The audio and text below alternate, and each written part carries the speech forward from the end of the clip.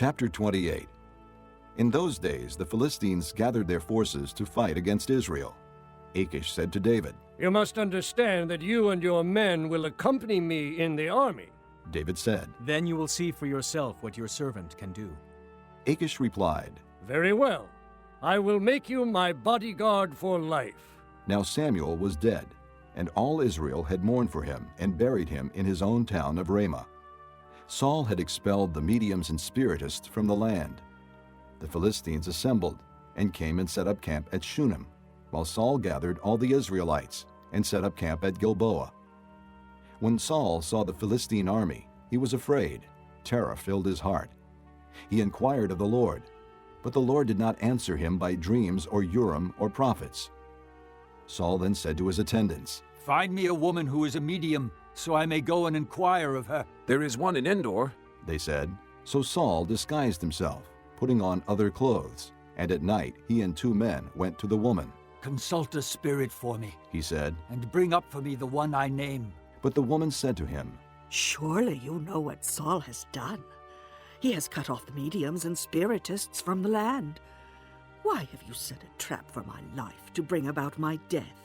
Saul swore to her by the Lord. "As surely as the Lord lives, you will not be punished for this." Then the woman asked. "Whom shall I bring up for you?" "Bring up Samuel." He said. When the woman saw Samuel, she cried out at the top of her voice and said to Saul, "Why have you deceived me?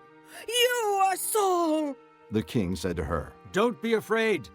What do you see?" The woman said. "I see a spirit coming up out of the ground." "What does he look like?" He asked. "An old man wearing a robe is coming up." She said. Then Saul knew it was Samuel, and he bowed down and prostrated himself with his face to the ground. Samuel said to Saul, "Why have you disturbed me by bringing me up?" "I am in great distress. Saul said. The Philistines are fighting against me, and God has turned away from me. He no longer answers me either by prophets or by dreams, so I have called on you to tell me what to do." Samuel said, "Why do you consult me, now that the Lord has turned away from you and become your enemy? The Lord has done what he predicted through me. The Lord has torn the kingdom out of your hands and given it to one of your neighbors, to David, because you did not obey the Lord or carry out his fierce wrath against the Amalekites. The Lord has done this to you today. The Lord will hand over both Israel and you to the Philistines, and tomorrow you and your sons will be with me. The Lord will also hand over the army of Israel to the Philistines." Immediately Saul fell full length on the ground, filled with fear because of Samuel's words. His strength was gone, for he had eaten nothing all that day and night.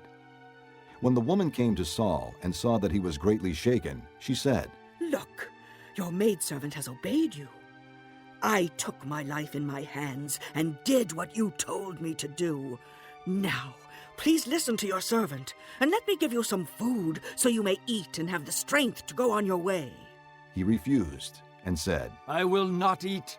but his men joined the woman in urging him, and he listened to them. He got up from the ground and sat on the couch.